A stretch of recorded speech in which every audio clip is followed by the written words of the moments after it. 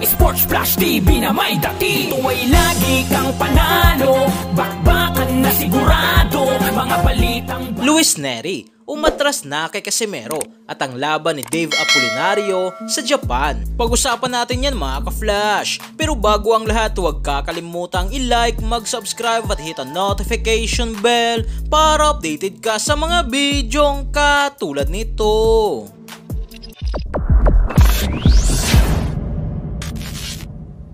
So naging matagumpay nga po mga ka-flash si Dave Apolinario sa naging laban nito kontra kay Brian Musenos ng Mexico via unanimous decision sa score na 79-72, 78-73 at 78-73 dahil sa panalo nga po mga ka-flash ni Dave Apolinario kay Musenos ng Mexico ay napanatili nito ang kanyang malinis na records na 19 wins at wala pa ring talo, habang ang kalaban nito ay bumagsak ang kartada sa 23 wins at may 5 talo na. Habang sa kabilang balita nga po mga ka-flash, tuluyan na nga pong umatras si Luis Pantera Nery kontra sa ating pambato na si Angas ng Pinas Janriel Casimero. Matatanda ang nag-post nga po si Nery sa kanyang official Twitter account ng larawan nila ni Casimero at may caption ito na to close the year, at sinundan pa ito ng kanyang post na what a good fight to close the year, na ito ay mangyayari nga po mga ka-flash sa buwan ng Disyembre bago matapos ang taong 2023.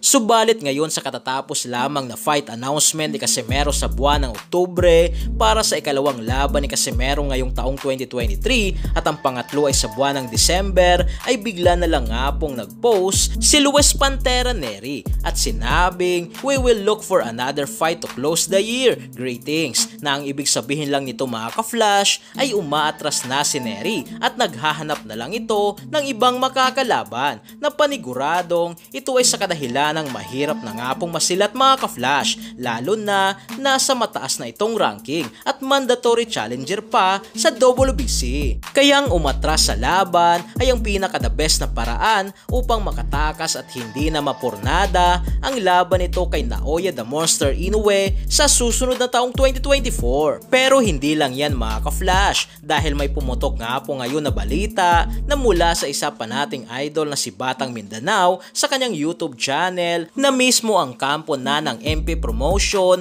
ang gumagawa ng hakbang upang kausapin ang WBO at nakahanda pang magpadulas ng 500,000. Huwag lang matuloy ang pinaplano ng WBO na title eliminator sa pagitan ni Casimero at Nery na pinaplanong ganapin sa Mexico o sa Japan sa buwan ng Disyembre. So yan lang para sa ating balitang boxing. Ano ba masasabi nyo tungkol dito? Para sa inyong komento at reaksyon ay komento nyo na sa baba.